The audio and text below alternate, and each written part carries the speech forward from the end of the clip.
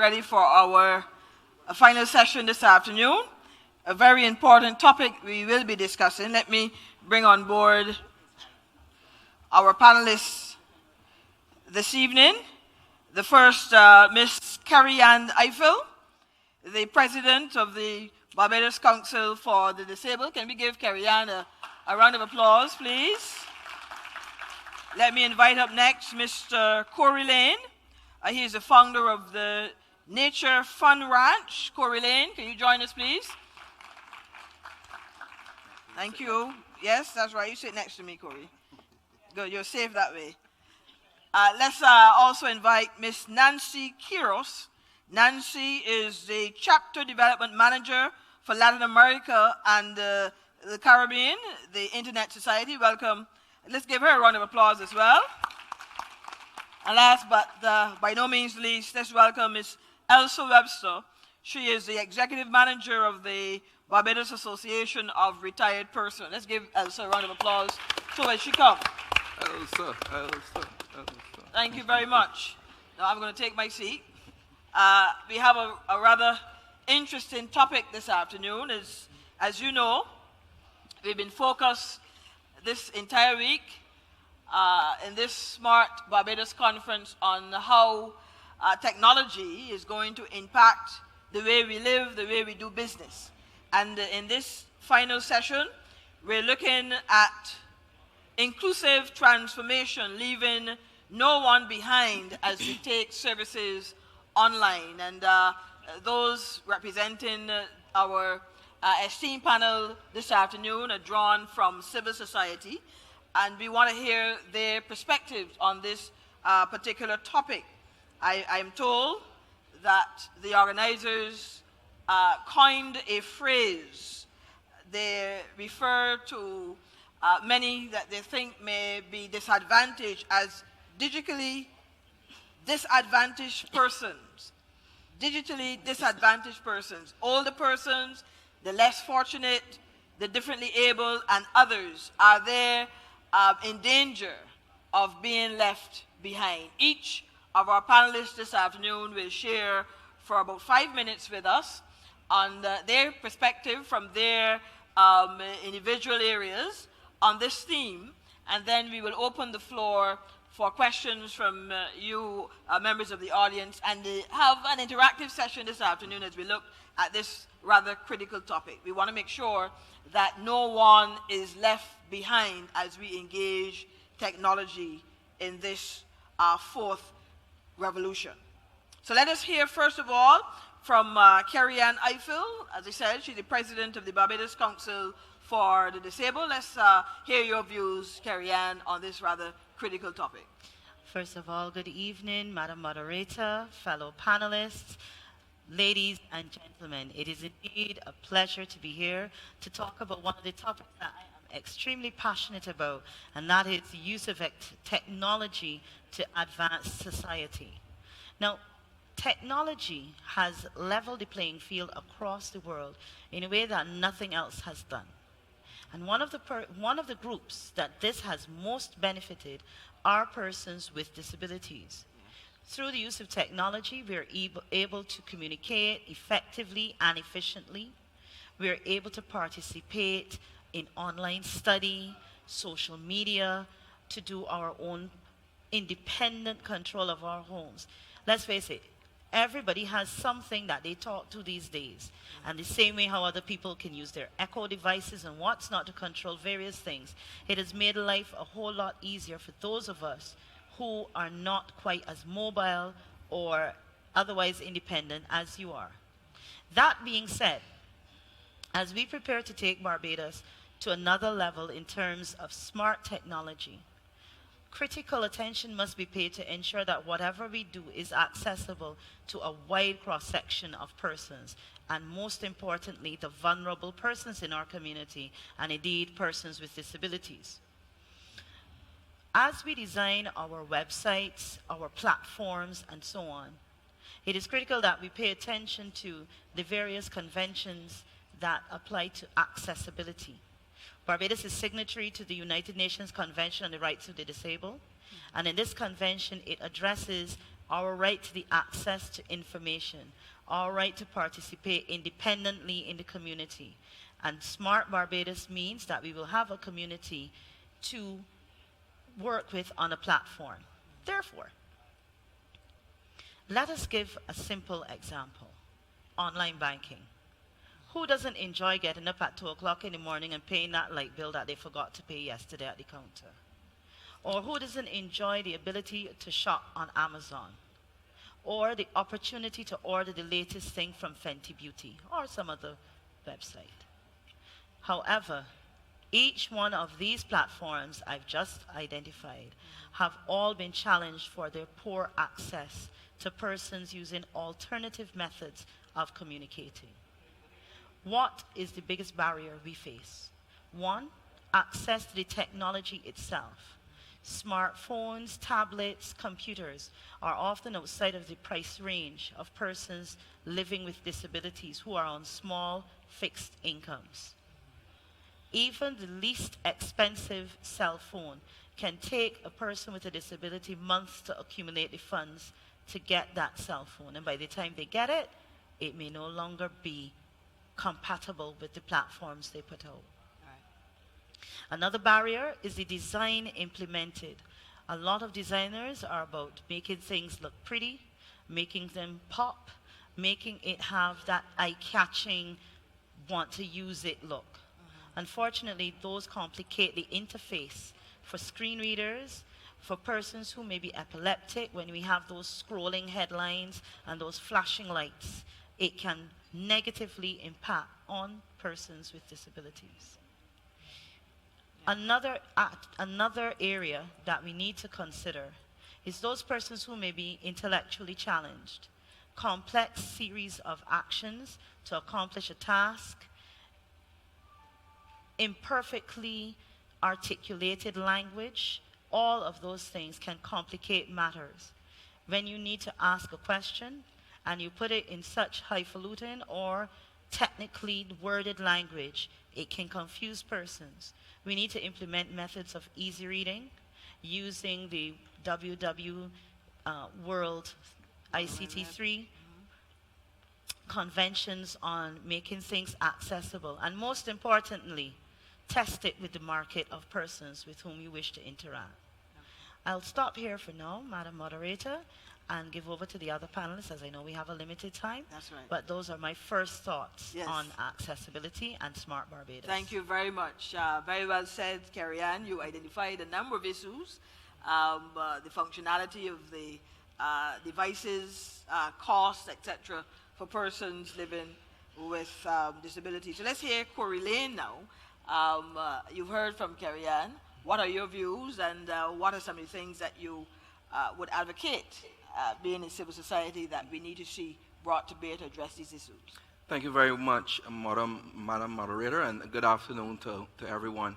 I want to get down to the bottom line of what I see as the challenge, particularly for disadvantaged young people, but also looking across the entire civil society as it relates to making Barbados smart government, and also in relation to technology across the board. My concern is sometimes when you are making decisions and you're making policies and you do them without fact-based research, information, you can find yourself running into many problems. Now, there is a big myth in Barbados and across the world that young people are tech savvy. First of all, I don't see young people as a homogeneous group. We need to understand there are many sectors as it relates to young people. But one of the things that have concerned me over the last few years, let's say 5 years, in working with young people, particularly in training in technology, is we've discovered when it comes to doing business with technology, when it comes to doing serious work with technology, there's a serious deficit. Now, when it comes to doing things like instant messaging, playing games, dealing with the latest app, I can say in the main that young people are a cutting edge above others. They have that natural edge, that natural inclination, almost like an instinct when it comes to picking up technology for the first time and being able to use it But when it comes to things, something as simple as an attachment and an email and so on, and I've been doing some technology training within my organization in Nature Fun Ranch at our summer camps for the last 3 years, and that is where that was discovered. We had the philosophy really to be outdoors and do a lot of stuff, but we recognized to make sure that they, and I talk about they in a micro sense, to have that best possible opportunity to be the best that they can be and operate in a 21st century world, that they needed additional skills, as opposed to just the soft skills, but also skills in terms of how to transact business, which is usually seen as very intimidating for them. Yeah. Now, through that exercise, and then I extrapolate that now to the micro, we talk about being digitally disadvantaged. We already have within the civil society the poverty among us, persons in terms of young people who may be seen as deviant and so on, already disadvantaged. And if we don't examine what is happening, we can add another layer of that disadvantage in making them digitally disadvantaged. As many young people approach government offices in terms of filling out forms and so on, one of the fears that they've expressed to me over and over, because I've helped them with things from birth certificates, passports, and so on, they're intimidated by what they call the system. Used to call the Babylon system. They just call it the system now. So in terms of just filling out simple forms, now let's transform that now to an online platform. The intimidation is the same. Now, I don't want to just preach doom and gloom. I want to look at what are the possibilities and what I believe that should happen. And I believe that it will be for smart government, the government will be smart if they would understand the inclusivity of all the groups represented on this platform, and even those not on this podium today, to be able to address accessibility for all, leaving no one behind. And how do we do that? I believe that we have to examine our current platforms, online platforms, and how we plan to institute the various platforms coming in the near and distant future, and ask ourselves, how easy, accessible is it? How user-friendly is it? How can we use the things that the average and ordinary person use today, in terms of the WhatsApp app as an example, a good app, a good example because it's one that many, many people use. How can we use interface like those to implement the ones that we have coming in government? Carrie-Ann mentioned in terms of paying bills and so on. So we do have certain platforms that make business and make very smart public sector. But where are those platforms as it relates to government? Government now has to come and implement those things. What examples and best practices can we take?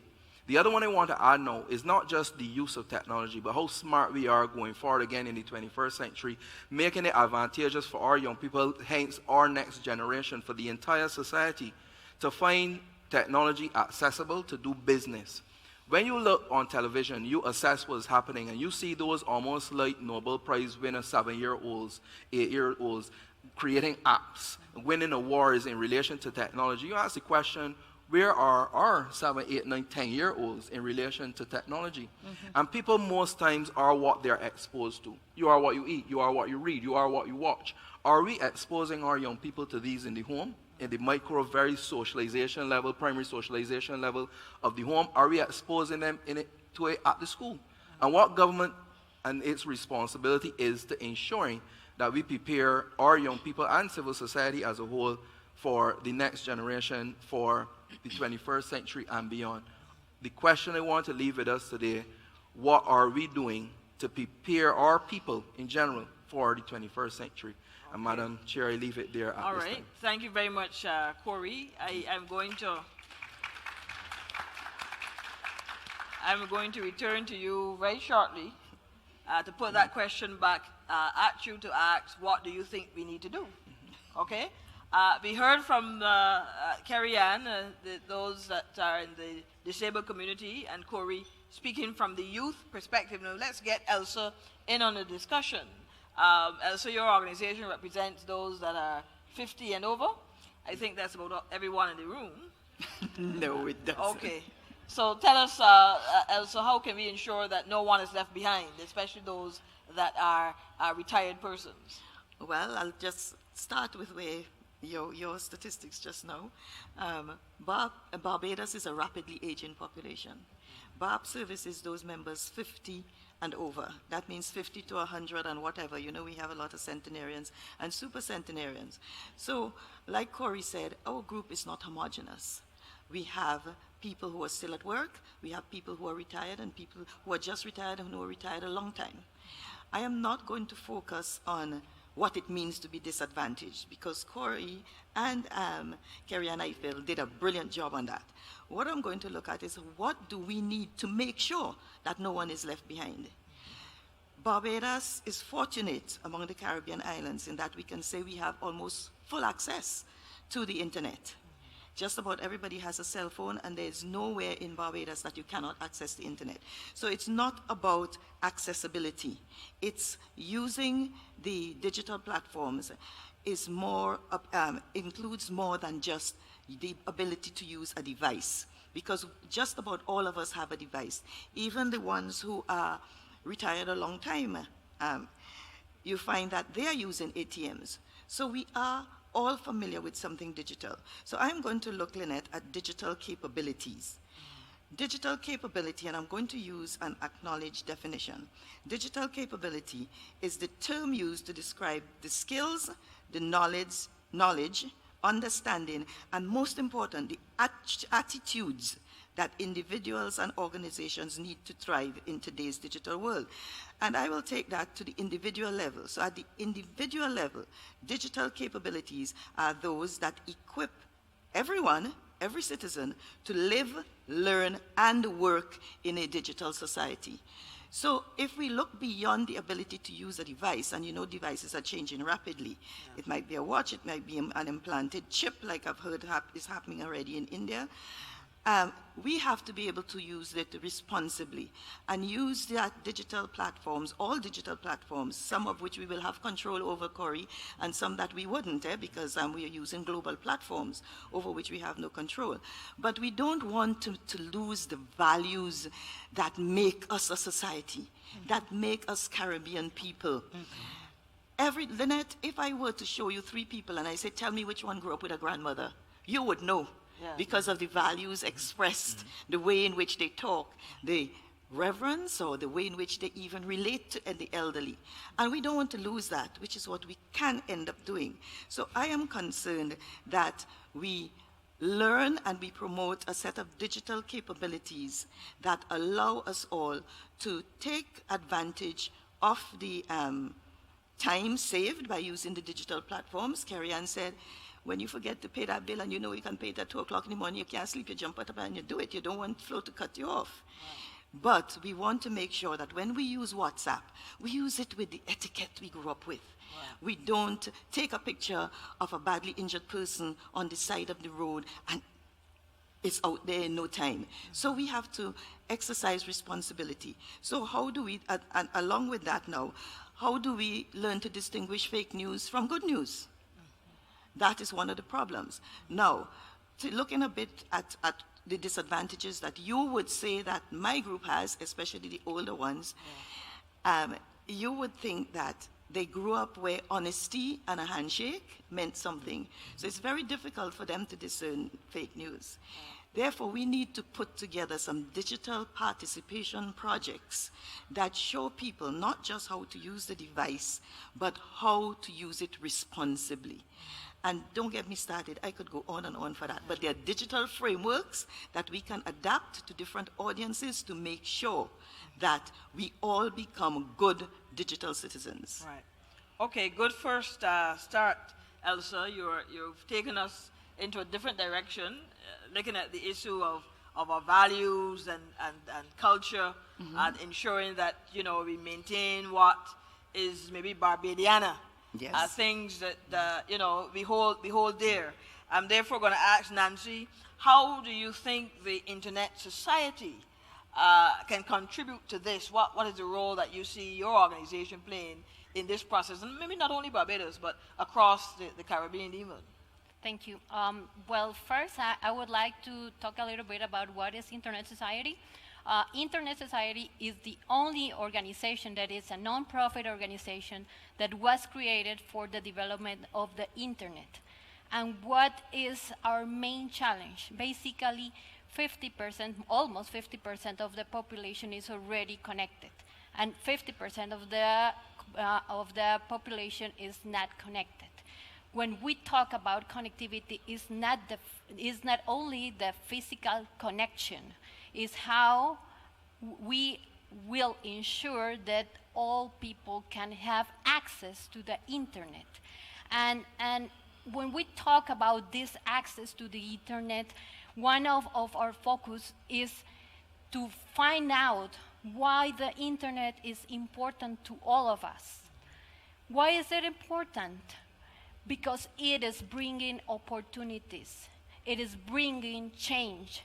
If you think about internet as a tool or as leverage point for the development of a country, it is a powerful, incredible tool. If you invest in internet, you invest in education. If you invest in internet, you invest in economy. You invest in innovation. So any investment in internet will bring opportunities and will bring also development to the countries. How we as ISOC work in order to achieve this development, and how do we support the different local communities? Basically, we have what we call chapters. Chapters are a group of volunteers that say, hey, I am here because I believe in what you're doing and because I want to change the world. I want to change the reality of my country, and I want to do something different. So these people just join together, create a chapter with volunteers. Actually, anyone can be part of a chapter, and they provide some ideas on how you can contribute for your local internet, and how you can contribute to the challenges that you have at local level. But how can you be part of this? Basically, the first thing you have to do is what you are doing right now. You are here because you care. You are here because you want to change. You are here because you believe in your country and because you believe you can do better. So that is the first step that you have to do. And second is to, instead of finding out what is wrong, because most of the times we tend to say this is an issue that it's just something that the government should solve. We should be responsible of what is also our role and say, yes, the government has its part, but I do have the possibility to change what is happening. I have the possibility to help the people that need this support from the community. So this is the way in which we empower people to make changes and to create an internet that is inclusive and open to everyone. Right. Just one quick clarification, though, Nancy. You mentioned earlier that 50% of persons were on the internet, and that's a Caribbean-wide statistic. No, that is worldwide. Okay, because I think in Barbados our penetration rate is about 80 or 85 or something was the last thing I saw. 85%. Rodney can correct me, but I believe our penetration rate is a lot higher. Okay, I'm taking note of your cue cards with the time, but I want to go back to each person with a follow-up question before we open to the audience. Corey, and then I'll come to Carrie Ann.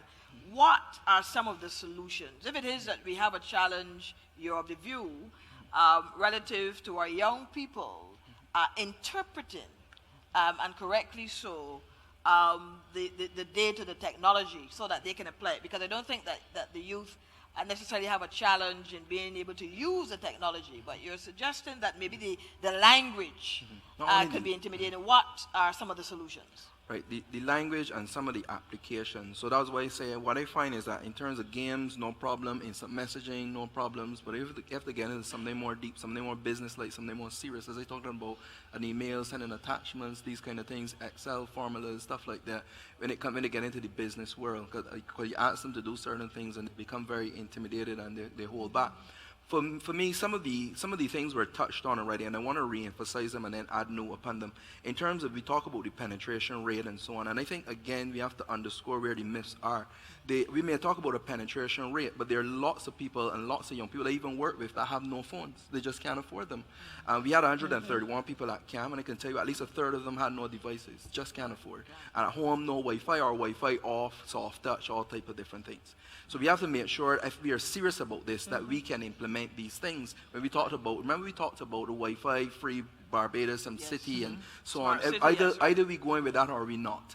Other countries have gone, and we could talk about their GDP, but we got to understand what it is we want. When we talk about we want a graduate in every household, we want a smart city, we got to understand either we're doing it or we're not doing it, right?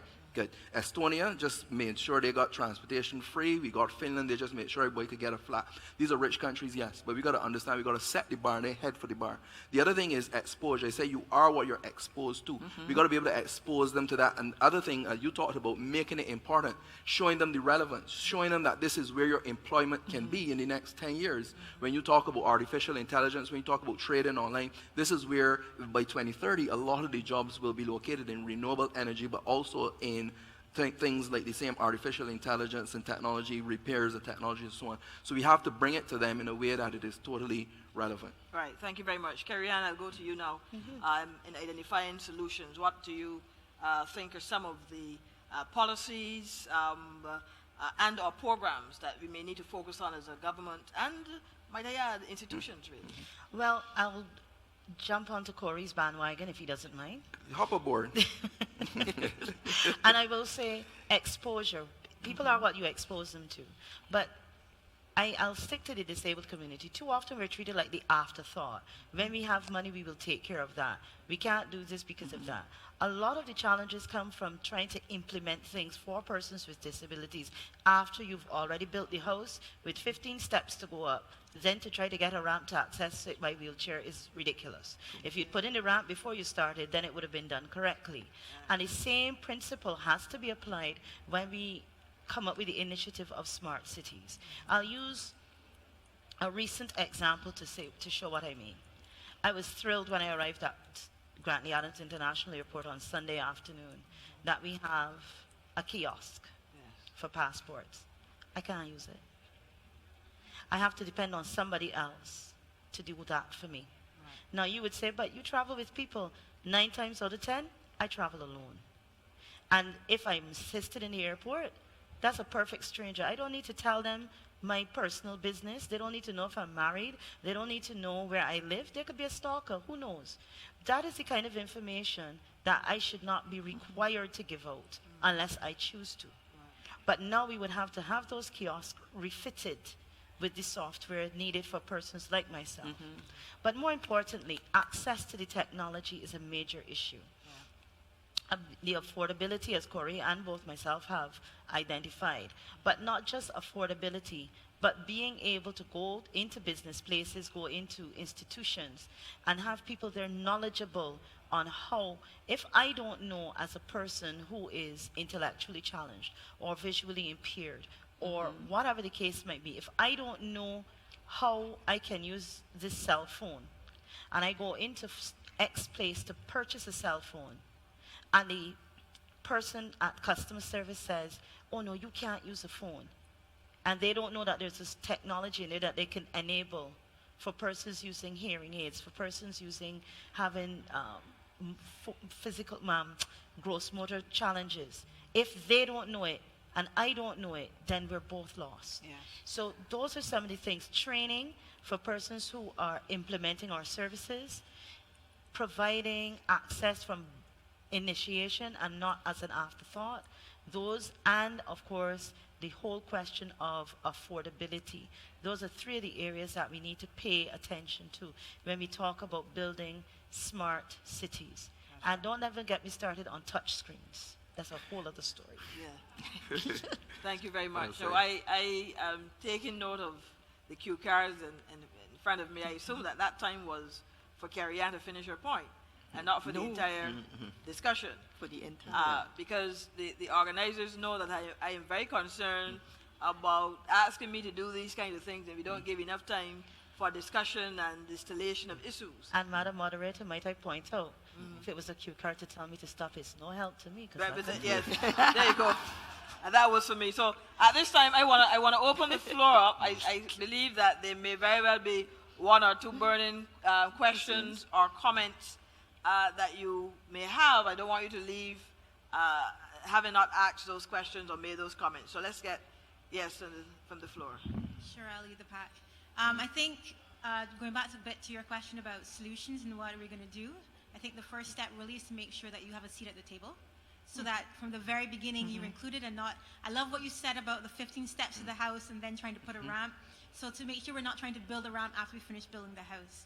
So it's just to make sure that whether it's the persons who are disabled or the disenfranchised youth or whatever the case may be, the retired persons, that you have a seat from the very beginning. You're involved in the process, so we're not trying to create something and then say you have to use it. Yeah. Very good point. I think we would all agree with that, that we need to be at the table. This is why, Elsa, organizations like yours and all the others represented here are so important, that you lobby and you advocate to be at the table, to be a part of the decision making. Now, when you referred earlier, Elsa, to those in your association, they're aging, and they tend not to, be quick with the nuances and the new language and so on. My staff, many times I have to go to ask, well, what does this mean? The acronyms and so on, so that I can be, abreast of what's going on. Share a little bit more with us on what BART itself is doing relative to ensuring that you are at the table and that you can represent ably your constituents. Well, Senator, you know that I'm an advocate of continuous learning, and so are you. I have heard you promote it on more than one occasion. When it comes to the infrastructure, I agree with the affordability problems, and I'm going to challenge you in your capacity in the Senate to help to make sure that Wi-Fi is as ubiquitous as electricity, and that you will help us take care of those problems. However, you asked me a question. What I will say is that older people themselves are often the worst perpetrators of the myth that old age precludes engagement with anything. They use it as an excuse for anything they find as threatening. So I'm going to expand what Corey said and what Carrie Ann agreed to. What we need is education and awareness, that we help people over the problems. Now, I'm going to mention a term that Carrie Ann would be very familiar with. Nothing for us without us. Make sure that each target group and the subsets of the target groups are included when we are planning, when we are designing devices, when we are designing platforms. And, I'll say something to you. I've gone into malls in the US. I'm sure most of you have. And if it is a mall you've gone into before, and you have on your headphones or you have on an AirPod, when you walk in, you will hear, "Welcome to the Aventura Mall." He'll know which stores you're accustomed to go through, and he'll say the Apple store is to your left. And he'll talk to you. This is what Carrie Ann and others who are similarly challenged, we are looking forward to platforms that you come to the airport, and because of your profile that you would have registered before, you would get assistance, right? Personal assistance, right? So there is a lot that can be done. But because we have a short time, I see the young lady there with her cue cards. I know there's another event. What I will say, education and awareness, digital participation activities. And, the technology is changing so fast. That's why I say continuous learning. What you learn for today is not going to suffice tomorrow. And remember, as far as elderly people are concerned, technology is our friend. In the next couple of years, Barbados is almost over the 50 hump. Right. Our population dynamics is more like a mushroom than a pyramid. So more people over 50, and it's going to get worse. We won't have enough people to assist. Therefore, we have to use the technology. We have to teach people to use the technology. Agreed. And continuously learning as AI comes up, more VR, whatever comes up, we are in there. All seniors are in there. That's right. No, I love the point made by Carrie Ann to make sure that you're at the table, make sure that you get the input from the very, very, very, very beginning. But I want to ask Nancy quickly, is it all right, Nancy, for the technology persons to change the language and to introduce these new concepts, so that take us away from the norms and the traditions that we've grown up with? What are your views on that? Okay, so the LOLs and the OMGs and the Inevitable. You know, if they've changed the language, you know, it's a little difficult sometimes to keep up. You know, actually, in internet society, we are having that challenge. Yeah. We are a very technical and policy community. And the problem is that most of the times we talk in a technical way, in a policy way, in a way that civil society will not understand. So changing the language is a way to create awareness. It's a way in which people will understand. And also I would add something else that I think we haven't discussed, and is that we've been talking about access from a perspective of small populations, but I also would like to talk about access from all users' perspective. For example, challenges that we are having, the non-affordability, lack of connectivity. And when we talk about lack of connectivity, it's not only not having the access to the internet, but the quality of access. Then the digital illiteracy, the education that we need. And in order to fix this, I think that we should go to the root of the internet, which is the technical and the policy side. And we should work on policies that can foster the development of the internet. Some options that we have is creating an enabling environment by adopting policies that promote and facilitate network interconnection that would help us with the price, so people can have more access to the internet, remove government-imposed monopolies on internet infrastructure and traffic exchange, work with regional counterparts and regional organizations to implement regional policy frameworks, encourage the development of IXPs, encourage network operators to participate in capacity building. I think that it is not only how specific populations can have access to the internet, but it's also how we all can have access to the internet, and price is an important fact too. Okay. Thank you very much for waiting. We have a question or comment from the floor. Lisa Evanson, specifically in the Barbadian context, how much acceptance and accommodation can we expect with the technology when we have not mainstreamed vulnerable communities in our society? We still have separate schools for those with the inability to see and inability to hear, and they are not mainstreamed with other students in most cases. I know it's hard to retrofit certain schools to deal with that, and also physical inabilities, but I think if we don't make the effort at that level, we will never truly understand why we need to technologically accept people and build in ways for them to also engage technologically. Yes, very good comment. Corey? My thing is that government is about governing, and it's about governing everyone, you see? And it's one of the points I wanted to make earlier. This whole idea of inclusivity in terms of including everyone, it cannot be about just the ones who are able, the disabled, the elderly. It should not be even segregated like that. Is that we are governing Barbados, and we must make these things accessible to Barbados. Now, we have a kind of snobbery that still exists in our society, and unfortunately at policy levels from time to time, where there's this idea about the lowest common denominator and how we must not go down there.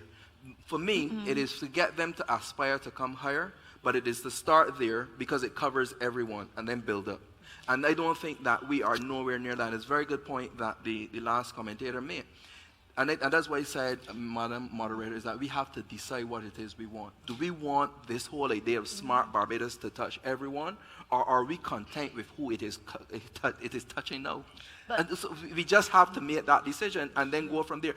The last point I want to make is that how do we engage with people now? If you look around, and this has been an age-old problem, we talk about the youth, the disabled, the elderly. Where are they? Why can't we bring them along? I'm actually, when it comes to these things, I usually slap my own self on the wrist, because I should have come and filled in here with some of my people, apart from the fact that they got a tour that they're doing now and stuff. But when they come here, I am amazed. I knew that this was going on in the back of my mind, but how are we engaging with every single Barbadian that we are turning them back from the door? Because I hear seeing that Mario thing out there, and I so distracted. I love it. The walls, the everything just is so fresh and lovely and so on. But is the average Barbadian engaged in what we're doing? Or is this an esoteric exercise? And that is no slap on the wrist for the organizers. Well done, you look good, it look proper. But the thing is that are we really diving down deep and engaging? The answer is left up to you to answer. I will not answer. I almost answered that one. Carrie wants to make a contribution here. What I wanted to say is very different with Corey is you say go down to the lowest common denominator and bring them up higher. My approach is this. We need to be inclusive. If you're down there and you want to be down there, fine. But we have something down at that level for you. If you up here and you want to be up here, that's okay. We got something up there for you too. In addition to that, we need to, I agree with you 100%, Corey, when you say we need to, when we look around, I'm probably one, I'll say two persons with disabilities in this place. There are not many of us.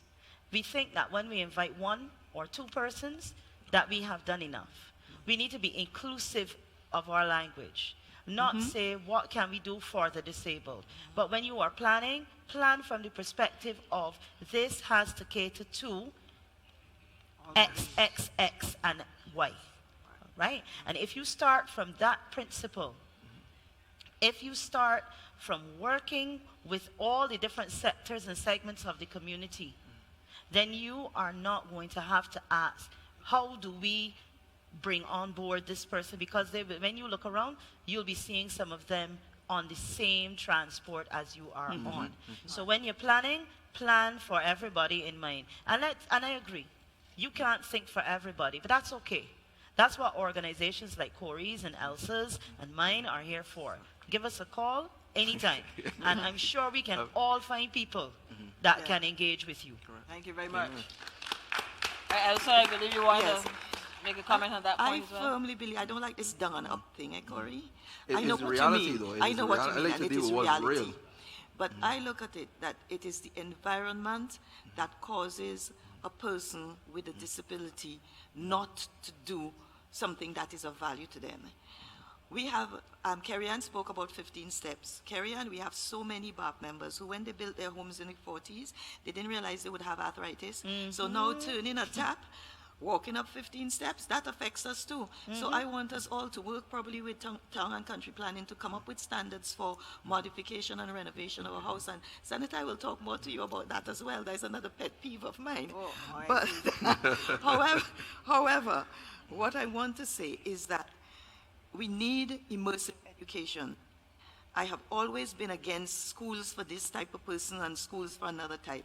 I am hopeful that with the digital transformation, we will be able to incorporate everybody sitting together in a school, because the learning would be flipped upside down. It will be more child-centered, not so much a teacher just there throwing stuff at you. You will be able to learn at your own pace. And I am hoping that with digital transformation, we will be able to achieve that, because too much stigma is attached to somebody coming from a particular school. And Senator, I heard you with that this week, even hiring people because they wear a particular school tie.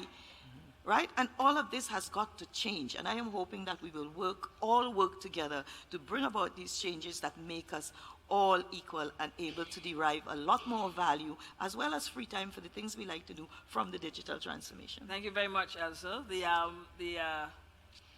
media house didn't carry the other point that they made, and that was that even at the level of cabinet, we decide who goes into cabinet because of the school that you went to. Not saying that is what is happening in Barbados now, but I am saying that has been a part of the traditions. The old so school right across our society, I think we have these classes structures that need to be addressed. You know, and we heard it very well said from Carrie Ann before. I am the chair of a school, and we have one person there that is visually impaired, and we fight hard to ensure that we have the mechanism for that individual to stay within the school environment and learn there, you know. But how many others are focused on that so that they can have that cross functional environment, and that they're not in a specific school for those who are visually impaired. I see that we're out of time. One more. Okay. So in wrapping up then, if there are no other questions or comments from the floor, I'm going to ask each panelist to please share your closing thoughts in about 60 seconds. Elso? My closing thoughts are, earlier today we had a press conference with the Minister, Senator Kay McConney, and she announced the formation of a committee which promises all-inclusiveness, which promises seats at the table for all, as Kerry Ann said, to make sure that the planning is designed for all, that it is truly citizen-centered, no matter who you are, and we are prepared to work in that capacity to do whatever we can to make this digital transformation possible, to make it possible that every citizen is comfortable accessing digital services online. Thank you very much. Nancy? Okay, so I think everything begins with one step. So you first have to do that one step. I can give you an example of some of the projects that we've been doing in ISOC. For example, in Argentina, we began, some volunteers began a project for blind people. It's an online library, and the project has been developed for more than 3 years. So it is not about what is missing. It's about what can I do to change the reality and to bring opportunities to everyone. Okay, thank you very much. Corey? A government's job is to govern and to be able to provide for all and govern for all.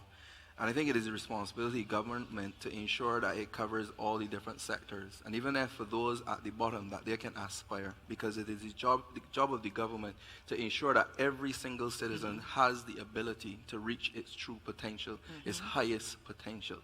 The other thing that, in closing, I want to say is that the mere fact that we have to think about who's at the table, inviting people to the table, that is problematic in itself. We should be here inclusive and want access to all for everyone. And the whole idea of we have a disabled, we have an elderly, we have a youth, and we tick in boxes is very tokenistic. Genuinely, as a people, we should have the interests of all people at heart, and when we are planning, we should take all these things into consideration from minute one. The end. Thank you very much. Carrie Ann, you have the final word. My final words are these. A smart society is an inclusive society. Yes. Because it recognizes that all members of the community, no matter how young or how old, how able, how disabled, how affluent, or how impoverished, has a contribution to make to society. And it is the right and responsibility of all persons to make sure that when they are offering services, preparing themselves to work with any community, to do anything, that they must plan with inclusion as their first and foremost priority. Thank you. Thank you very much. Round of applause for our panelists this evening as we conclude our discussion on this theme, inclusive transformation, leaving no one behind as we take services online. Thank you very much, ladies and gentlemen. Thank you. And thank you, Madam Moderator. Thank you. If you leave a